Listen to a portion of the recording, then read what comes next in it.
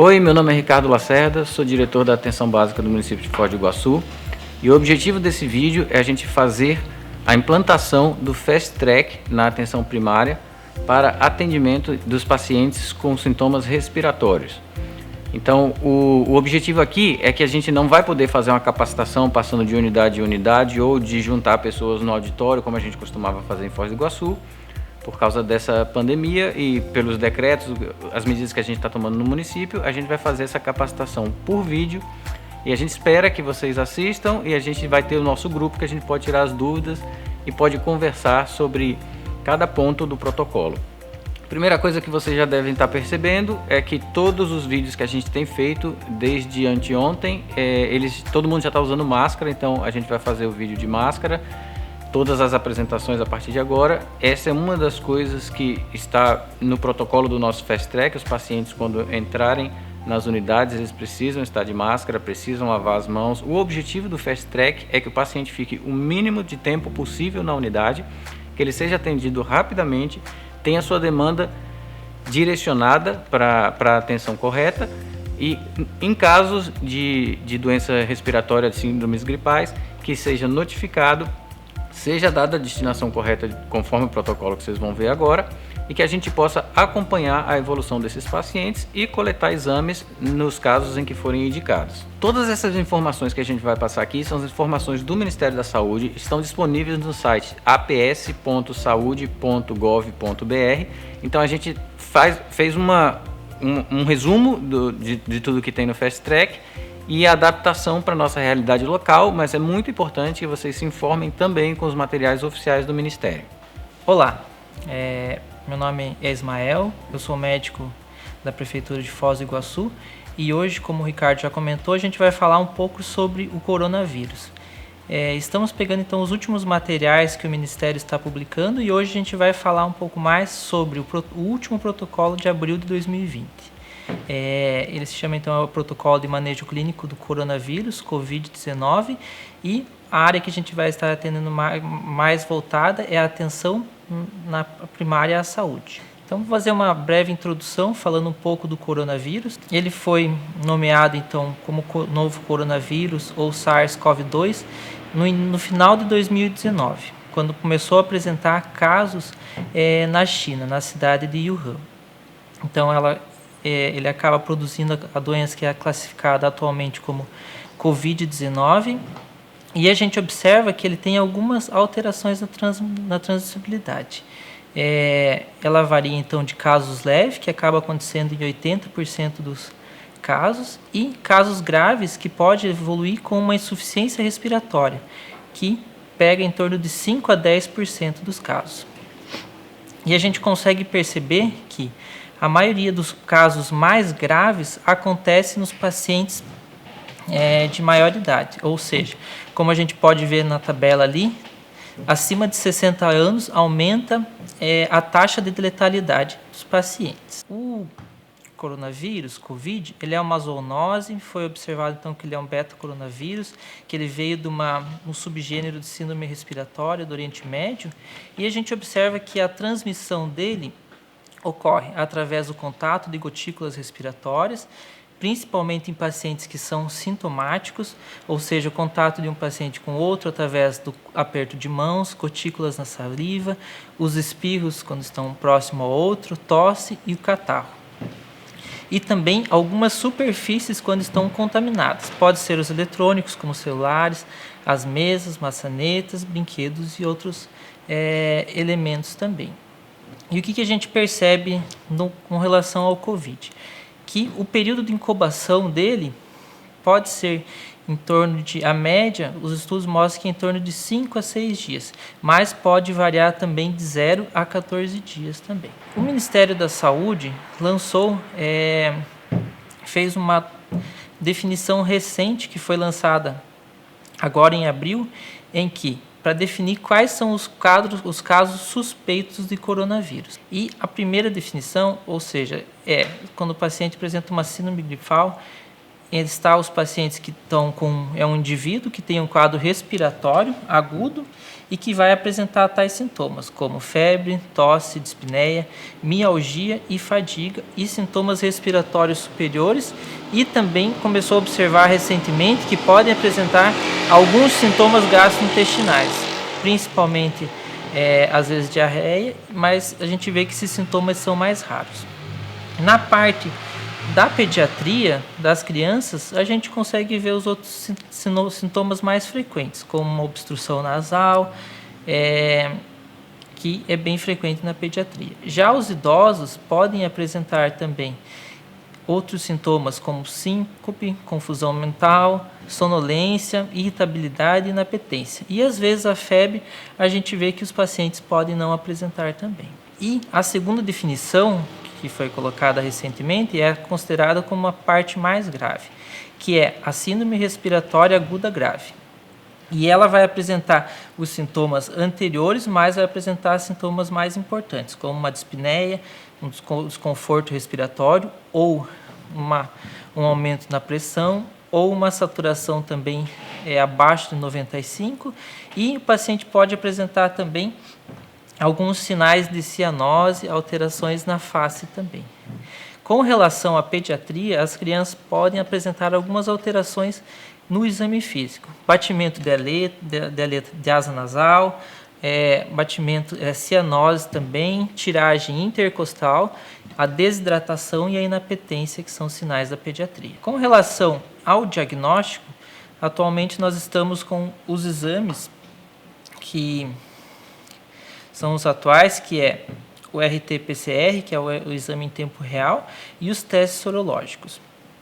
O exame, que é o teste padrão ouro, que é o RT-PCR, ele é atualmente considerado o método de referência. Ele vai observar, então, ele faz o seu trabalho através da detecção de sequências únicas do RNA viral. Ele é um exame mais confiável, mas tem alguns fatores que podem levar também a um resultado negativo. Dentre eles, quando tem uma má coleta ou uma dificuldade na quantidade de amostra de sangue, ou quando foi realizada uma coleta de amostra no início dos sintomas, ou seja, uma coleta precoce, ou às vezes também uma coleta muito tardia, já passou os sintomas, o paciente está recuperando, e aí o exame pode não vir alterado. Às vezes também conforme é a coleta e o manuseamento do exame também, não teve coleta adequada, foi pouca quantidade, que isso pode trazer alterações no PCR. E a gente observa também que pacientes que têm uma alta suspeita e que a gente observa que é um quadro bem compatível mesmo com o COVID, ele pode apresentar às vezes algum resultado negativo. E nesses pacientes é necessário também, importante, a gente realizar uma recoleta também após, para a gente avaliar se está ou não alterado o exame. O outro exame também que a gente pode observar são os testes sorológicos. Esse exame a gente vai fazer detecção, então, através dos anticorpos, ou seja, vai ser realizada a dosagem do IgG, o IgM, do vírus, através de ensaios, como o ELISA, teste rápido ou imunofluorescência. Porém, esse exame também tem um detalhe que a gente não pode deixar perceber, é que ele só vai vir alterado a partir do oitavo dia após o início dos sintomas que o paciente apresentar. Então, pessoal, agora a gente vai falar mais sobre a área específica para a gente mesmo, pessoal da saúde da Prefeitura de Foz do Iguaçu também. Atualmente foi desenvolvido o novo método, que é o método do fluxo do Fast Track. E o que é isso? Isso é para a gente ajudar e auxiliar mais o tratamento e o acompanhamento dos pacientes. E esse fluxo Fast Track, o objetivo dele é que a gente comece a atender os pacientes também na unidade de saúde. Como foi comentado, esse material veio do Ministério da Saúde e eles recomendam que seja feito mesmo, então, já no Ministério da Saúde, a investigação e o acompanhamento. Então, quando o paciente chega na unidade, é necessário a gente ter algum profissional da área da saúde, junto na recepção, bem na porta da unidade, em que o gerente da unidade específica vai fazer uma escala de acolhimento para que sempre tenha algum profissional na porta recebendo os pacientes e direcionando. E nesse acolhimento, então, é necessário a gente ter 2 profissionais para fazer então a investigação e o outro vai direcionar. Porque nós teremos então após 2 salas, ou uma sala para os pacientes respiratórios e a outra sala que é a recepção 2, que é para os outros pacientes, para as outras causas de problema de saúde também. Com relação aos pacientes então da parte do respiratória, a gente vai pegar os pacientes então como foi citado anteriormente. Então a identificação dos casos suspeitos de gripe de Covid, eles necessitam então da primeira parte, ou seja, o primeiro passo na cascata do manejo, que é a realização, que acontece na recepção da unidade básica de saúde, em que, se o paciente apresentar qualquer sintoma, como febre, pode ser também uma temperatura acima de 38 ou uma febre que não foi aferida, tosses, dor de garganta, dificuldades respiratórias, esses pacientes têm que ser encaminhados como um caso de síndrome suspeito de síndrome gripal. E quando tem essa suspeita, o profissional já tem que usar sua máscara também e tem que ter o encaminhamento do paciente para o Fast Track. Após a identificação então do síndrome gripal, deve fornecer máscara para o paciente e encaminhar também o paciente logo para uma área separada e fazer um isolamento respiratório para o paciente. A unidade básica de saúde, então, tem que ter um espaço estratégico próximo à sala de entrada da unidade para diminuir a circulação e não correr o risco de transmitir para os outros pacientes e não ter contato com outras pessoas que estarão na unidade básica de saúde. A unidade tem que manter a porta fechada, nessa sala que o paciente vai esperar, então tem que ter a porta fechada, salas abertas, o ar-condicionado tem que estar desligado para não ter risco de transmissão. E, por um acaso, se não tiver uma sala disponível, for uma unidade básica pequena para o isolamento, tem que pegar uma área externa, organizar uma área externa para manter o conforto do paciente e não ter o contato de transmitir para os outros pacientes. Todo paciente, todo profissional que for atender esse paciente com suspeita de síndrome gripal deve usar a máscara também e seguir as medidas para evitar o contágio. Tendo paciente com suspeita de síndrome gripal, é importante e necessário a gente realizar a notificação já na unidade básica de saúde. Temos que comunicar a vigilância epidemiológica e avisar o plantão coronavírus. Após ter feito a notificação, ter avisado a vigilância, a gente vai fazer algo que é importante na unidade de saúde e que vai definir se o paciente vai ser atendido na unidade de saúde ou vai ser encaminhado para o hospital municipal. Então a gente tem que estratificar o paciente para ver se ele vai ser um caso leve ou um caso grave. O caso leve, atualmente, ele é estabelecido como uma síndrome gripal com sintomas leves, sem sinais de sintomas de gravidade ou ausência de comorbidades. E esses pacientes vão ser acompanhados na unidade de saúde por nós médicos das unidades e deve ser o acompanhamento deles porque eles têm o menor risco de gravidade do caso do Covid. E como que é o manejo terapêutico para esses pacientes? São os tratamentos habituais que a gente deve fazer. Repouso do paciente, hidratação, alimentação adequada, os analgésicos e antitérmicos e o que é extremamente importante, o isolamento domiciliar. O paciente tem que ficar em isolamento por 14 dias, a contar da data que teve o início dos sintomas. E a gente também é extremamente necessário o monitoramento, o acompanhamento do paciente, que deve ser feito de 48 horas nos pacientes e nos pacientes que têm mais risco, como pacientes acima de 60 anos ou que tenham comorbidades, que isso aumenta o risco, tem que ter um acompanhamento mais rigoroso, ou seja, de 24 em 24 horas. A gente deve lembrar, então, que esse acompanhamento deve ser telefônico. Então, o acompanhamento telefônico que vai ser o acompanhamento dos pacientes e eles irão orientar se o paciente tem necessidade de retornar ou não na unidade básica de saúde. Com relação, então, ao manejo terapêutico e o isolamento dos pacientes, os tratamentos, então, que a gente tem, então, vão ser os antitérmicos, dentre eles o paracetamol e a dipirona, que não tem nenhuma contraindicação. E, além do mais, as medidas clínicas que a gente tem que orientar, ou seja, o isolamento domiciliar adequado, a monitorização também do paciente se está acompanhando ou não com o plantão coronavírus, manter o repouso, uma alimentação adequada, uma boa oferta de líquidos também. E, além do mais, um isolamento de contato com familiares. Dentro dos pacientes que são casos leves, tem alguns que são indicados o tratamento com oseltamivir. E esses pacientes são classificados como a gente tem nos materiais, ou seja, pacientes grávidas, adultos acima de 60 anos, crianças menores que 5 anos, que têm o maior risco de hospitalização, e principalmente crianças mais novas, abaixo de 2 anos e 6 meses. População indígena, menores de 19 anos, e alguns pacientes que tenham outras comorbidades, como pneumopatias, tuberculose, problemas cardiovasculares, nefropatias, hepatopatias, doenças hematológicas e algumas doenças endócrinas, principalmente dentre elas o diabetes, que a gente tem que observar, e alguns transtornos neurológicos e alguns de imunossupressão. E recentemente também foi colocada a obesidade, que tem maior risco e tem necessidade do tratamento com oseltamivir. Então, o oseltamivir é o tratamento normal que a gente já usa. O ideal é que ele seja recomendado iniciado o tratamento até 48 horas do início dos sintomas. E no manual a gente tem bem certinho também qual que é a dose para as crianças abaixo de 1 ano e crianças maiores também. E o tratamento para adultos é 75 mg de 12 em 12 horas por 5 dias, como sempre foi.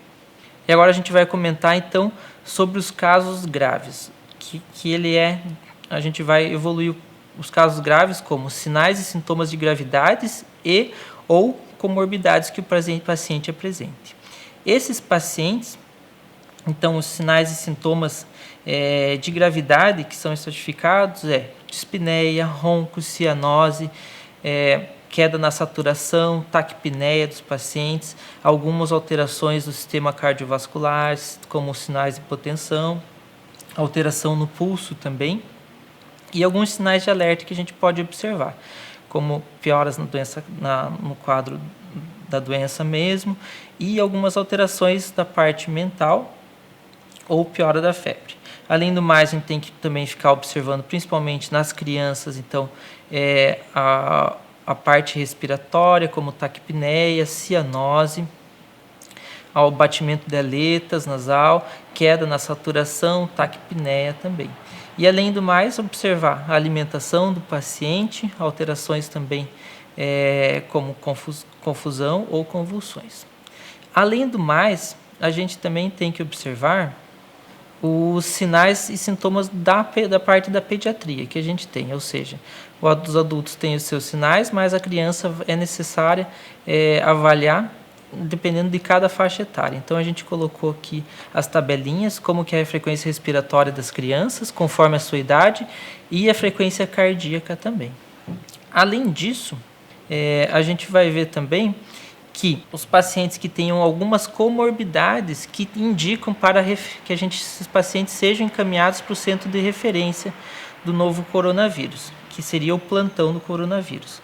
E os pacientes se encaixam nesse quadro quando tem doença cardíaca descompensada, doença cardíaca congênita, insuficiência cardíaca, doença cardíaca isquêmica, doenças respiratórias, DPOC, asma mal controlada, doenças pulmonares também, fibrose cística, displasia bronquiopulmonar e algumas crianças com doença pulmonar crônica, doenças renais, estágio avançado também, pacientes com diálise, imunossupressores, transplantados e pacientes com doenças cromossômicas. O diabetes, se tiver descompensado, e as gestantes de alto risco também. Então, esses pacientes, como a gente já citou, que são considerados como casos graves, eles têm que ser encaminhados, então, para o centro de referência, ou seja, tem que ser notificado, como a gente já falou, na unidade de saúde mesmo, tem que, se tiver necessidade, receber um suporte, um transporte adequado para encaminhar esses pacientes e ter um encaminhamento imediato para o centro de referência, que atualmente aqui em Foz do Iguaçu no Hospital Padre Germano Lauck, e também é necessário informar o plantão coronavírus. É isso, pessoal. Agradeço a atenção de vocês. Estamos aqui à disposição. E se tiverem necessidade, pode entrar em contato com a gente através do grupo do WhatsApp ou através do celular que estão disponíveis, que é 9997-3666 ou 9997-44660. Um abraço, colegas.